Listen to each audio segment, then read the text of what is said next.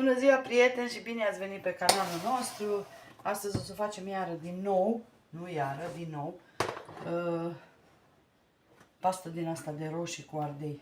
Aici am și gogoșari, vreo 6-7 bucăți, așa, și am și ardei din asta, galben, verde, toate culorile. O să bag și 2 ardei iuți, am toate culorile aici. Eu acum, pentru început, o să mă pun să spăl roșiile și să le tai. Eu o să mai aleg care sunt mai tari, ca să opresc pentru mâncat, să le las. Și restul toate le băgăm la spălat, ca să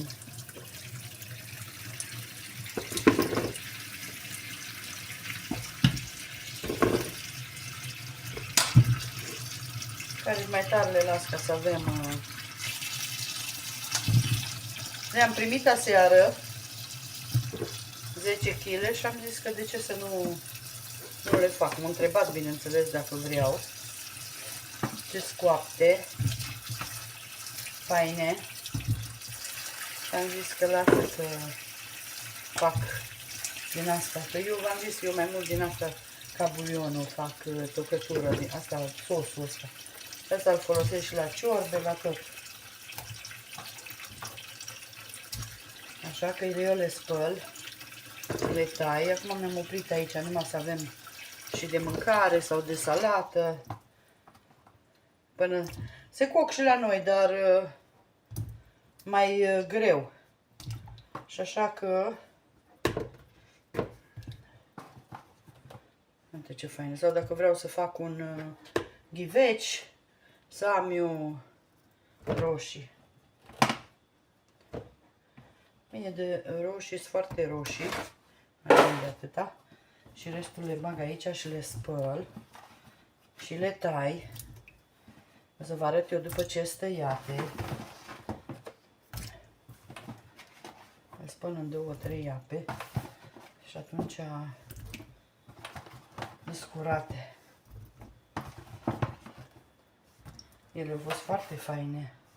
Mă le-am lăsat acoperite de ieri până astăzi, ca să mai se moaie. Faine, faine. Așa, asta nu mai mi-l trebuie. Haideți că eu le spăl, le scot în ligheane și după aia vă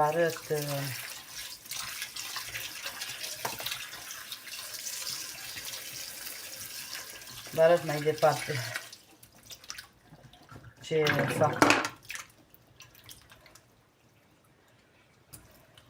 Așa că o să vedeți rețeta mea. Tăiat roșiile. După ce le tăiați, faceți-le așa cu mâna, că atunci ele se sparg mai repede. Și le punem la fiert până curățăm ardeii. Ele dau un clocot. O foarte faine. Ce mi-a plăcut cel mai tare, că au fost coapte bine și nu au avut mijloc din ăla înăuntru. Vezi? Atât, nu trebuie mult. Că după aia le facem noi cu blenderul. Așa. Acum le dăm pe la gaz să fiarbă. Și noi între timp ne curățăm ardeii. Gogoșarii, ardeii. Și după aia îi tăiem și eu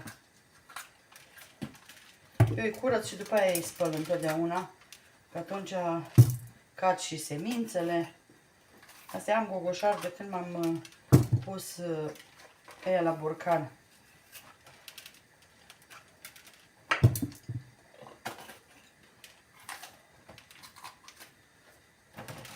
Și am zis că lasă că îi fac acum aici cu asta. Dar a fost foarte faine. Eu nici mă așteptam să fie așa de faine roșiile. Au fost coapte bine. Și ce mai principalul, că v-am spus că nu au avut mijlocul ăla alb.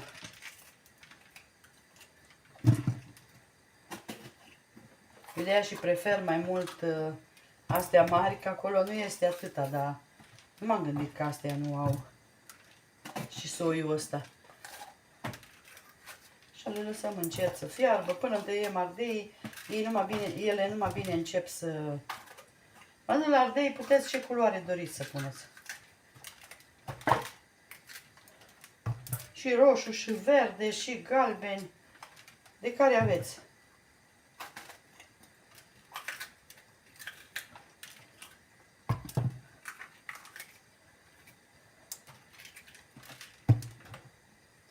Eu folosesc foarte mult sos, mă repet, sos din ăsta, la toate.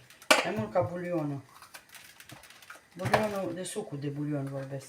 Sucul de bulion îl folosesc la sosuri și la supă când fac.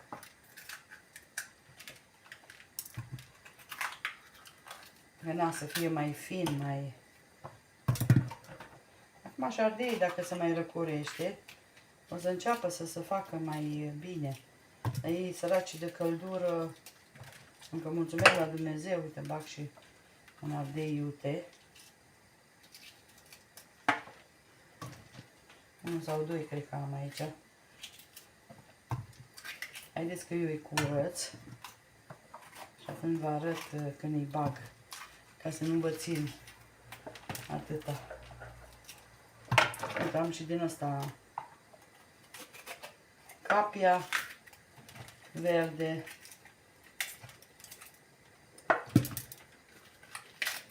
Și frunze de țelină, frunze de leuștean. Mi-am adus.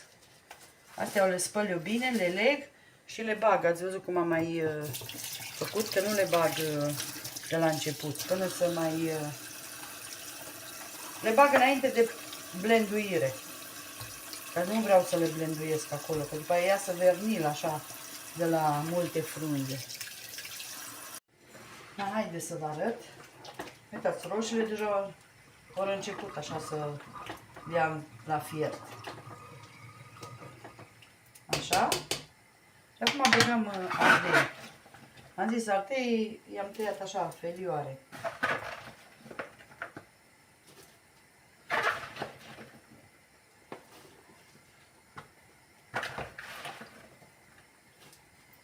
Și îl lăsăm să fiarbă.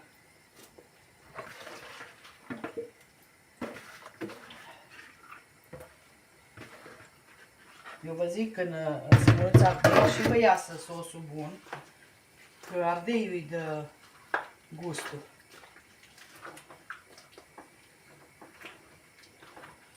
Fix, m-am gândit că am făcut prea mult ardei.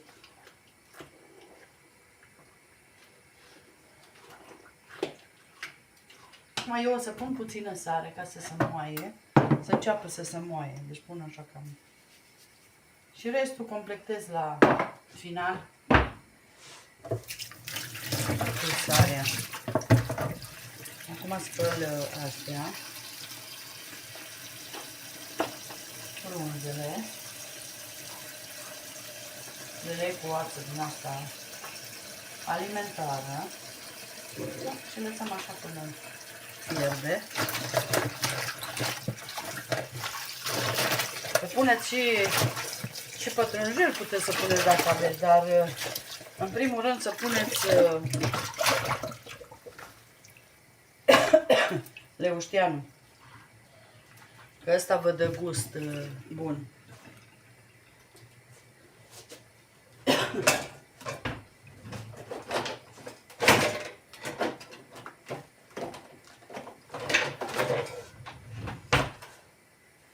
O, ce te-ai de să... Unde-i capătul? Aici. Eu așa le leg și le bag și atunci bine că să mai desfac. Dați de că eu oricum le strâng cât, dar tot să desfac. La fierbere ele scad, nu? Și atunci să mai desfac. Dar nu-i bag.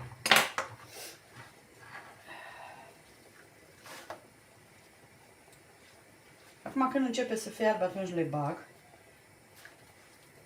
ca să și ia gustul.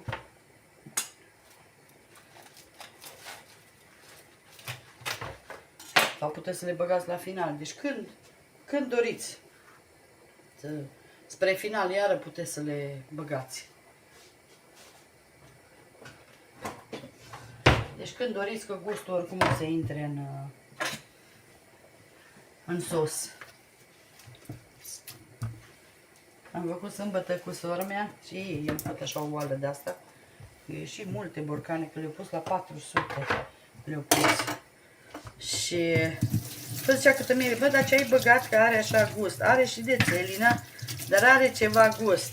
Și atunci am zis, că am băgat... să-mi pun să-mi sterilizez borcanele.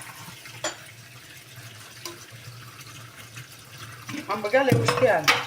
Că de aia zice mie, mi se părea schimbat gustul. Ca la ciorbă, știți? Dacă vă place, puteți să băgați și busuioc. Dar mie nu-mi place. Cum să zic? Că nu fac numai pizza.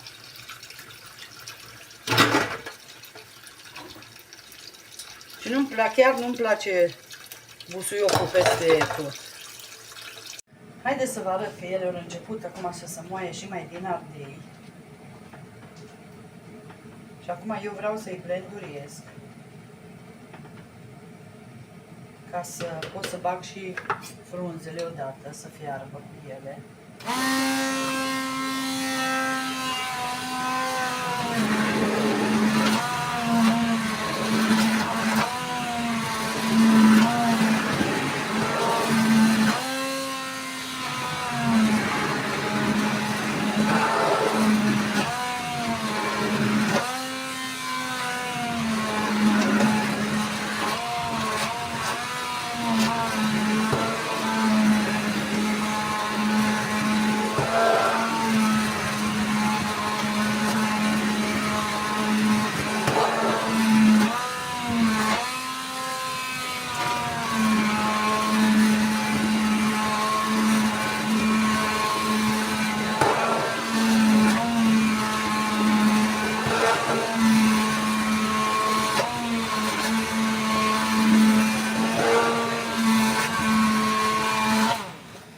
Așa. Uitați ce fain. Și mai dăm o blenduială odată.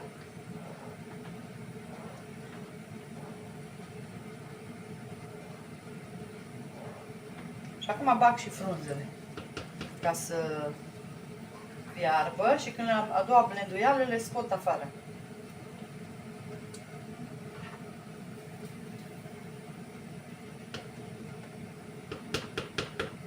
Ce fain sos facem. Să gust, eu să văd că eu am pus numai puțină sare.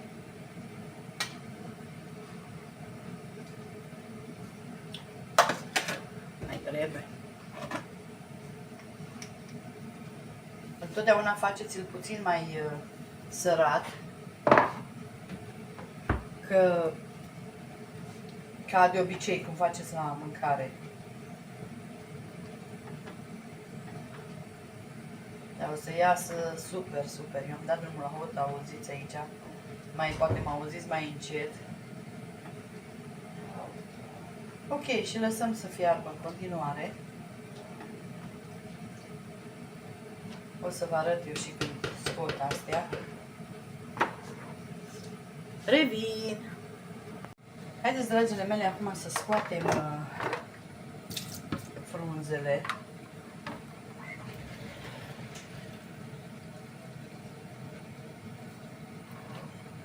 Eu așa le scot, ele o să mai lasă cu zeamă. Eu acum le mai blenduiesc o dată. Pun condimentele care trebuie.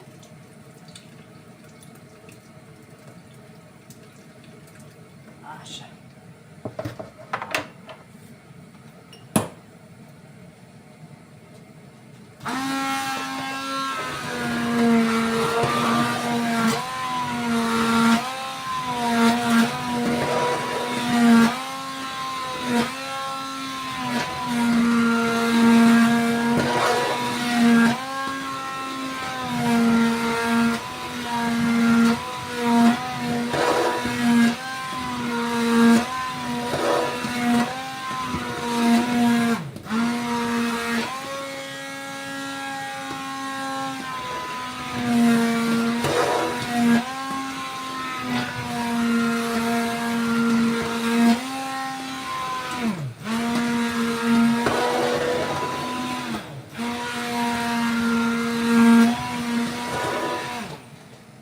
Super!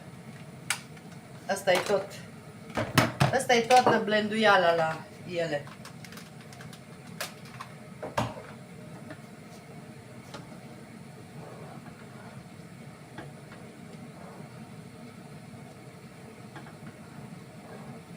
Așa. Haideți să gust. Să văd dacă e...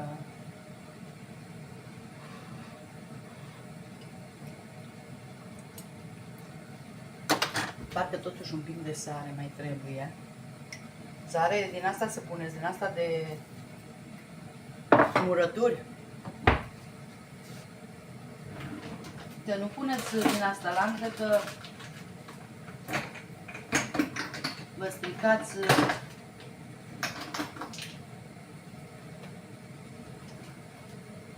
Punem piper. Acum piper puneți după cât doriți.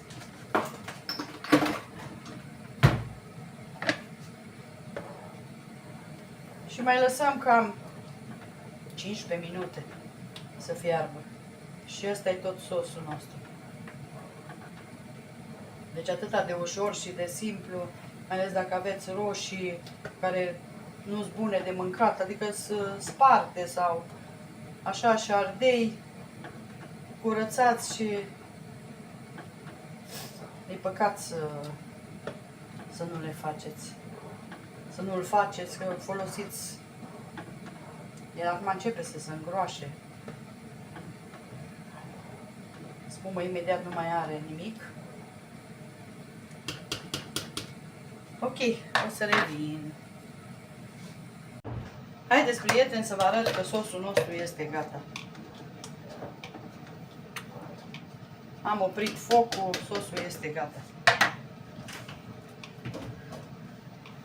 Hai să opresc și bota, că nu mai avem nevoie de ea să ne facă zgomot. Îmi trebuie polonicul ăsta, că numai cu ăsta pun. Deci a ieșit super, super fain.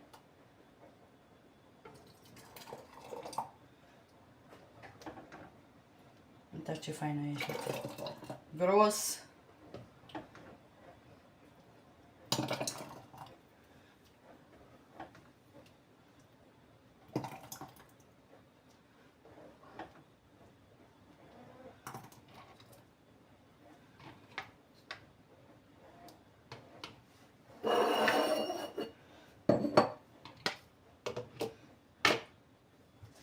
Așa.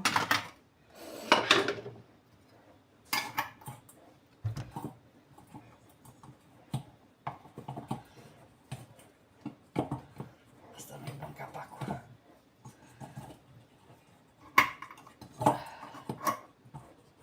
Nu știu dacă ăsta îi...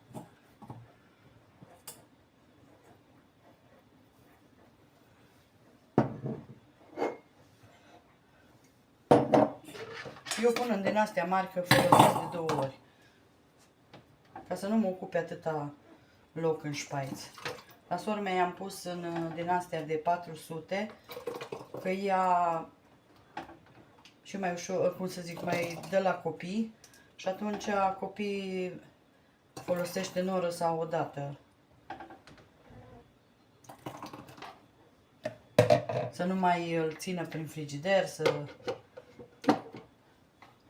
Așa, dar eu o folosesc din asta de 800. Tot timpul am pus din astea de 800.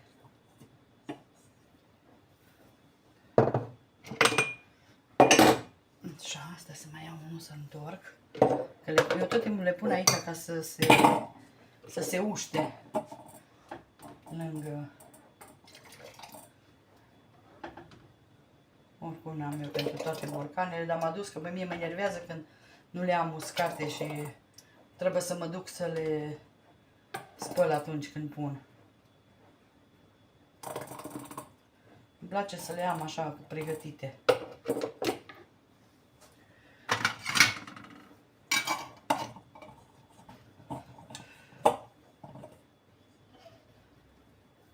E cam peste mână aici. Dar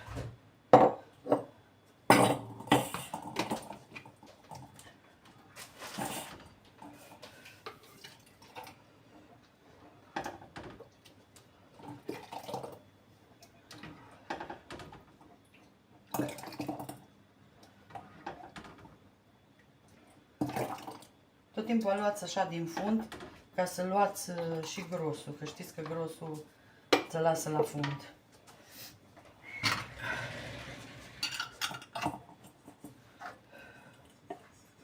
Și eu o să le pun în pătură ca bulionul. Așa o să le pun. Cum pun bulionul, să stea de azi pe mâine.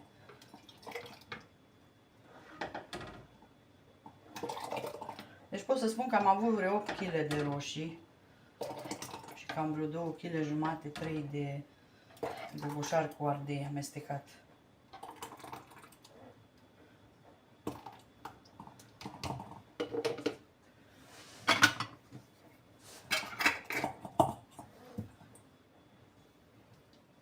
Dar are o culoare, uitați ce faină. Nu știu cât vedeți. Așa. Eu mai le strâng oricum odată când le pun în pături. Ele acum se videază. Astea nu mai trebuie să le puneți la baie marină. Dacă doriți puteți să puneți conservant. Eu n-am pus, că au fost prea faine roșiile, m-am gândit că sunt prea faine roșiile și nu pun. Dacă erau mai stricate, atunci puneam.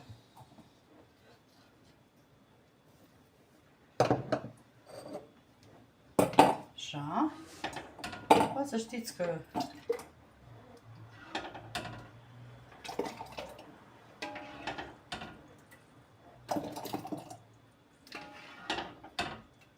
eu vreau să-mi las să fac și o supă astăzi de bulion.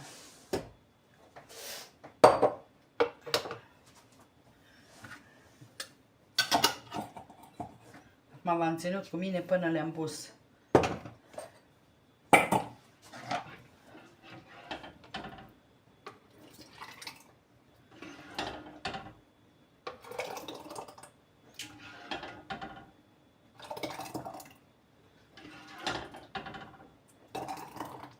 Am destul, anul ăsta nici nu mai fac, că am suficient.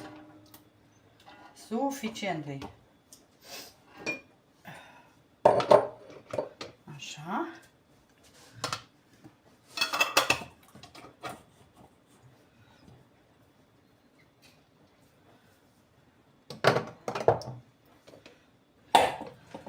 Acum să se mai coacă roșii, să avem de mâncare. Restul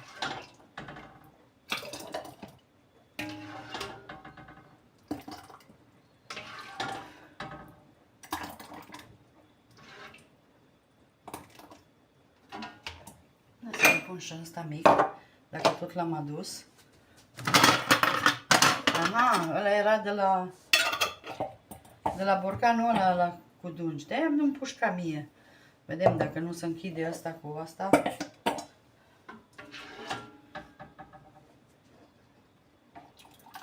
Asta îmi rămâne, ce-mi rămâne aici înăuntru, îl fac supă de roșii.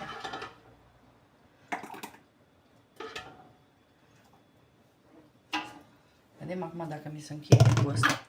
Dacă nu trebuie să... Da, se închide. Deci pot să zic că mai gata 10 borcane de 800 mi-au rămas. Trebuie să clătesc asta, ca să-mi las asta pentru supă. Ce am aici anuală. Mai. Înțelegeți? Și am și de supă. Să fac o supă de roșii. Rapid.